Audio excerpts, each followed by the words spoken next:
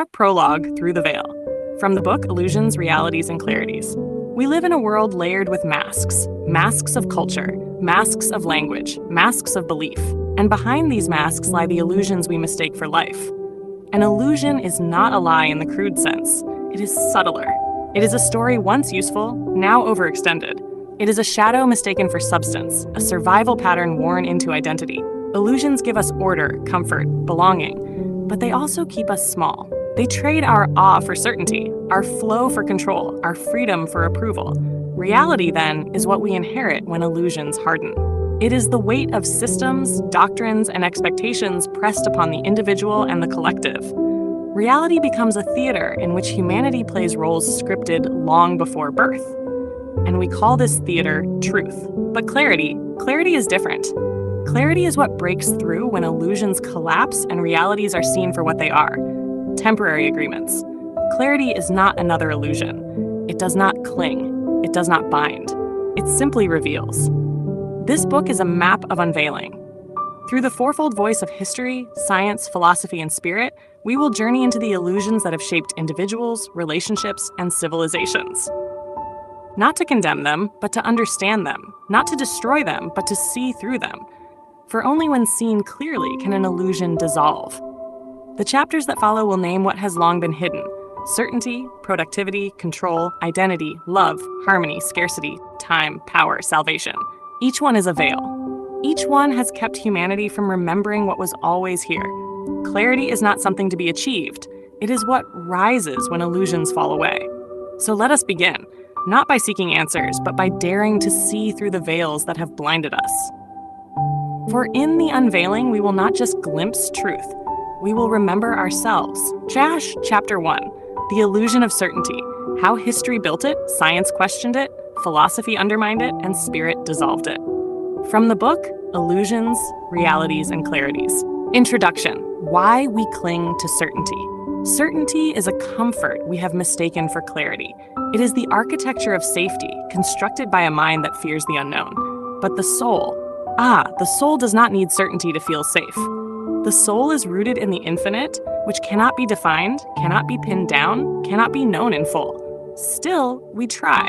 We call the world reality, forgetting it is shaped by perceptions. We call our ideas truth, forgetting they are shaped by context.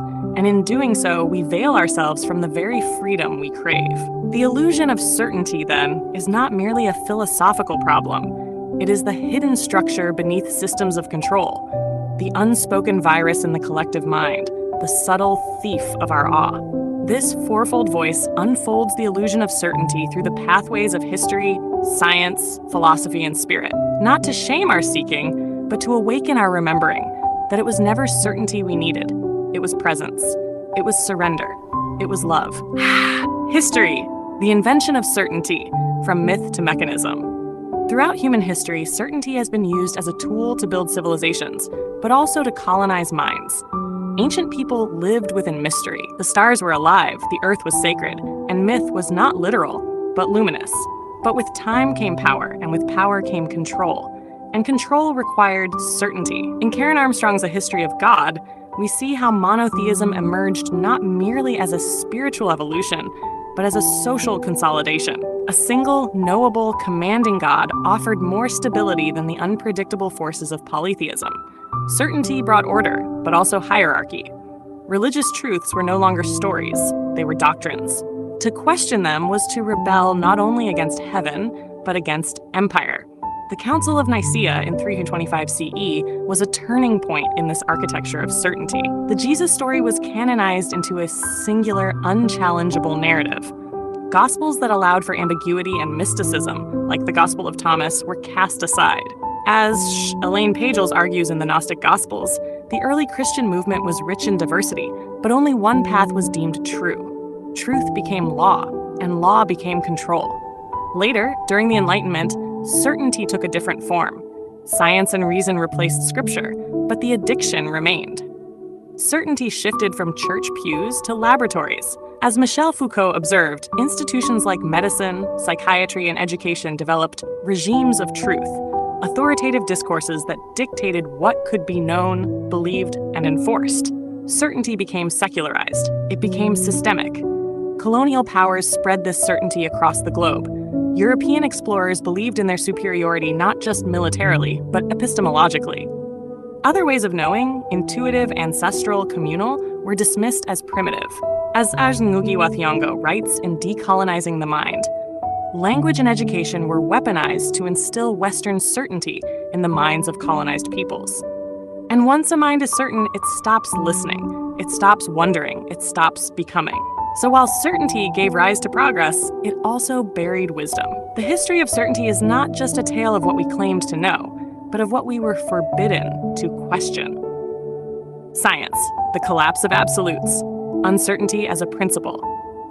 In the realm of science, what began as a quest for certainty slowly revealed the impossibility of it. Classical physics once believed the universe was a clock, predictable, ordered, measurable. But then came quantum mechanics, and with it, the ground beneath our knowing shook. Werner Heisenberg's uncertainty principle declared that we cannot simultaneously know both the position and momentum of a particle. The act of observation disturbs the observed.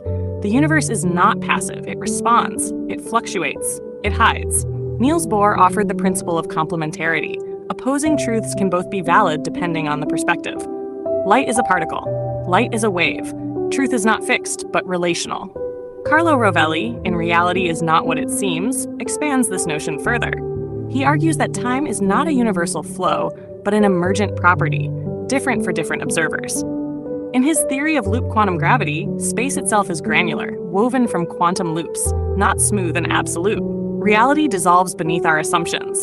The deeper we peer into the quantum field, the more we discover a dance of potentials, not facts. As David Bohm postulates in Wholeness and the Implicate Order, what we see as separateness is just the explicate order, a surface manifestation. Beneath it lies the implicate order, a unified whole where all things are entangled. The cosmos is not a machine, it is a consciousness. Even in neuroscience, the illusion of certainty collapses. Lisa Feldman Barrett, in How Emotions Are Made, explains that the brain does not perceive truth, it predicts.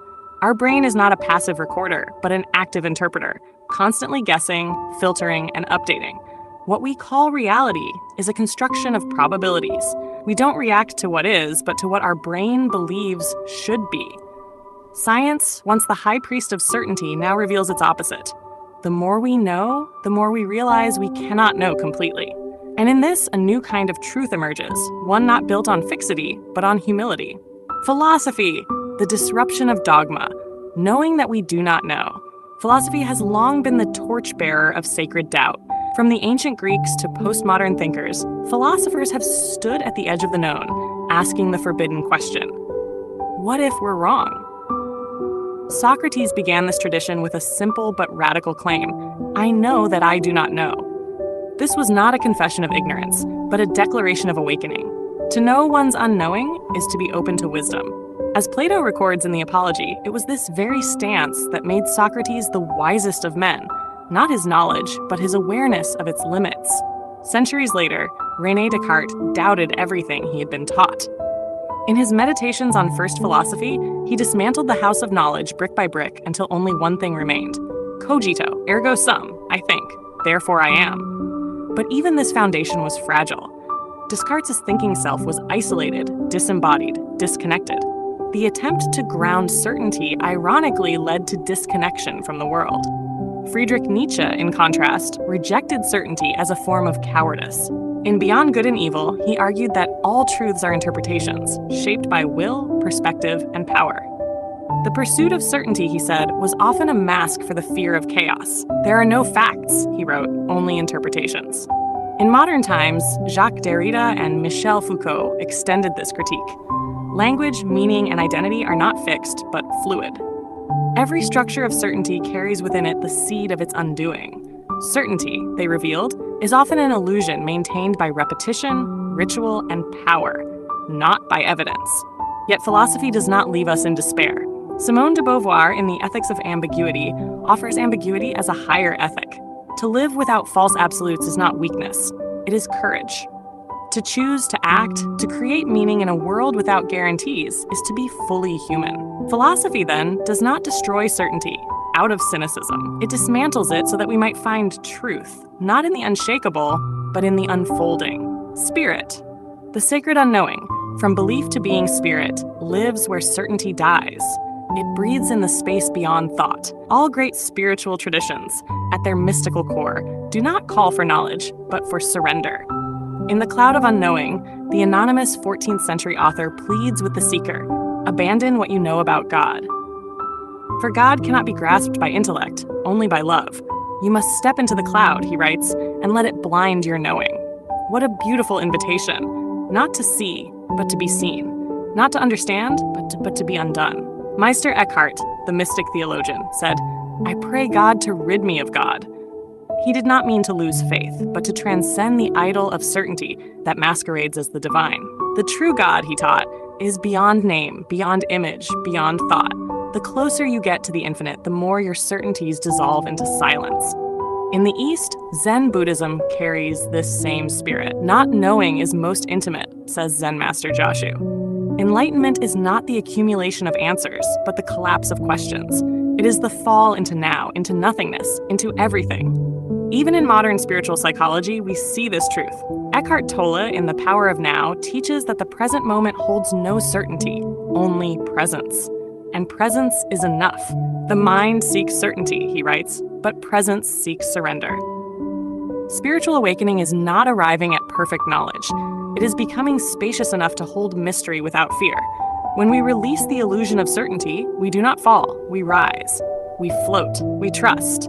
We begin to live not from belief, but from being, from essence, from source. Conclusion, the freedom of not knowing. Certainty may feel like peace, but it is often a prison. It keeps us from listening, from changing, from becoming. We fear letting go of what we think we know, not realizing that freedom lives on the other side of that release. The illusion of certainty is not wrong. It is simply outdated. It served us once, like training wheels or scaffolding. But now the age of presence is calling. The age of flow. The age of not knowing as sacred knowing. To awaken is not to have all the answers. It is to become the space where answers are no longer needed. Hash awakening questions. 1. What certainties have shaped your worldview, and are they still serving your growth? 2. When have you mistaken comfort for truth? What did it cost you? 3. What would it mean to live in harmony with mystery rather than in control over it? 4. Can you trust life without needing to fully understand it? Final 4 lines. Certainty binds the mind in walls of stone. Unknowing frees the soul to fly. You were never meant to know it all. You were meant to become it.